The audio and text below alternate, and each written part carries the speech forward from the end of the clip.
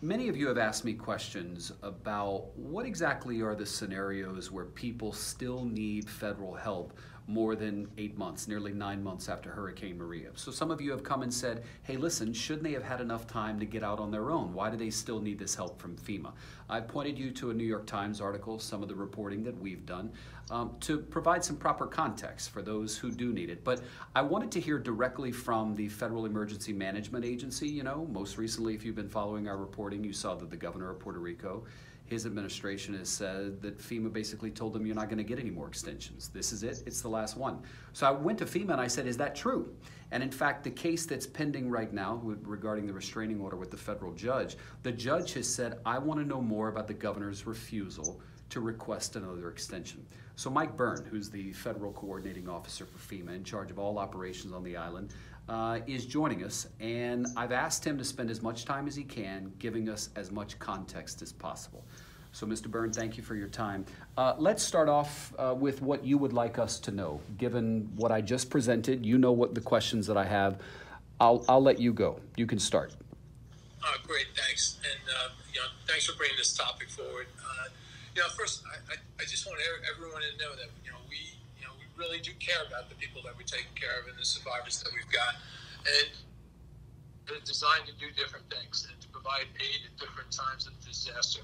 And we're really reaching the end of this particular program. We thought we reached the end of it last Friday, but it's because we're down to that final few families. 96% of everyone that's been in this program, not just here in Puerto Rico, but from across the other disasters in the nation, have found a more permanent housing solution. Because at the end of the day, that's what we want to provide to people. We want to provide them a solution that's not just sitting in a hotel room, because that can get pretty old and tired, pretty quickly too. So we have these other solutions. We work closely with state and local governments and nonprofit agencies to place people and to get them taken care of. We're really down to the final numbers. We're just about 100, a little less than 100 families left that we have to find some support for. And we're going to keep working those. My staff and my team has done countless outreaches. We've gone and visited directly the hotel rooms that the families are occupying to work with them to find another way. But what we also discover, and disasters do this, is it kind of exposes some underlying social challenges that we have. Things besides just not being able to get back in the house that are creating problems for these families. And that's, again, when we try to work and bring other partners in to help. So let me dissect some of this where you're starting, if I may. So you said 100 families. Currently, there are roughly 1,000 people that are still taking advantage of TSA. What do you mean when you say 100 families? Yeah, of the 1,000, roughly 1,000 households that we've still got, only 100 haven't identified their housing solution. We've got people whose homes weren't damaged that are still in the hotels. We've got families that have withdrawn their application for assistance. We've got families that we've fixed their houses through the STEP or Tu Hogar Nace program. There's a variety of different reasons that the families aren't eligible anymore, and that's really why we felt we were at the end of the program and that we could, shut it down.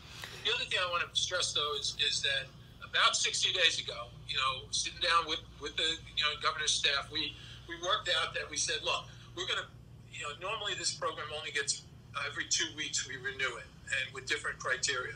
What we decided to do was say, okay, enough with the 2 weeks. Let's take 60 days and let's do a full court press. Let's just work this and work this and work this and call the families, meet with them, do whatever we got to do to find them a permanent solution. And that's why we drew the line at 60 days out, which ended up being June 30th.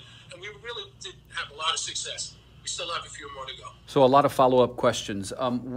Going back to the 100, so roughly 1,000 people still taking advantage of TSA. So you have 100 that haven't found permanent housing. Does that mean the 900 you've already found something that they're going to move on to? You've helped them? Yeah, actually way more than 900. At one point in time, we had 61,000 families in TSA across the country. This goes beyond Puerto Rico, obviously. But I think it was about 7,500 of those were Puerto Rico. So we've found permanent solutions for all the families, but these final 200. And just for people watching, Mike, can you tell us what some of the permanent options would be for folks that you've helped with the transition? Yeah, some of them actually to just go back to the homes because the homes have power now. Because some of the reason they left is because they didn't have power. Because they have power, because we've done some repairs to the houses, because we've given them money to do the repairs themselves. In some cases, people want to do that. We also have we give them rental assistance, and they can rent a piece of, a home here in Puerto Rico or even in CONUS. We also have a program called Direct Lease, where we lease directly with a landlord and place families into it. And then also we have Direct Family Lease and Repair, where we go into multifamily units, repair the whole unit, and then move people in. And then finally, in addition, we have Tu Hogar Renace, which is also known as the STEP program, where we go in and physically do the repairs. The Commonwealth's been running that program. We've been funding it. And they've fixed pretty much over 75,000 homes as of this point in time. Regarding the 100, what is it that's taking so long for them? Do they just not want to leave the hotel? I guess I'm unclear on that. I always think that people, there's got to be a reason. And when you down to those final few, in my experience across many disasters, these are families with problems that are greater than housing, than just housing. These are families that are going to need some additional assistance that, unfortunately this program doesn't, provide. And that, so we're going to stick with them. We're going to, connect them to the right other agencies and try to find a final, the solution for them too. What can be done, Mike, to make sure that, the judge currently has said, hey, listen, I want you to continue TSA through checkout on July 24th.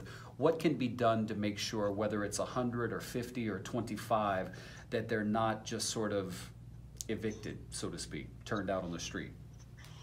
Well, we're going to use every minute of every day to keep talking with the families that still remain in this and try to connect them to what will take care of their needs. I mean, there's families with health care challenges that this program isn't designed for that. There's families with every kind of social problem that you can imagine. It gets exacerbated, gets highlighted when you have a disaster. I think it's important to note the conversations that you're having, because I don't know if the people watching this may realize. How often are you actually communicating with the folks who are staying in hotels? We're communicating them, many times a week. We have both calls, and when we don't hear from them, we actually send teams to visit the hotels to talk with them. It's very high contact. And we also connect, and it's not just my operation here in Puerto Rico that's doing it. We do have a call center that's making the call outs, but the other FEMA regions, because as you pointed out, these families are in many states across the U.S. I mean, mostly New York and Florida, but they're in many states. So I've got the support of all the other FEMA regions, with their staff going out, and trying to find help for these families too. To the point that Mike is making, the people who remain in the TSA program are spread out across roughly 27 states around the country. So again, the majority, as Mike said, are in New York and Florida, but they are all over the country. Mike, the reason for wanting to do this initially was because of the lawsuit that was filed, Latino Justice taking the lead, a federal judge who's asked for more information from both FEMA and the plaintiffs, sort of drilled down on one thing where the lawyers for FEMA made it clear that the governor of Puerto Rico did not request an extension, and the lawyers for the plaintiffs have made that really one of their big bones of contention. And so I sort of did some poking around to drill down and get as much context as possible. The island, the government, in fact, to be specific, Hector Pesquera, who's the Secretary of Public Safety, sent me the letter that you sent addressed to him, where you laid out we're going to give a 60-day extension, but there will be no final considerations.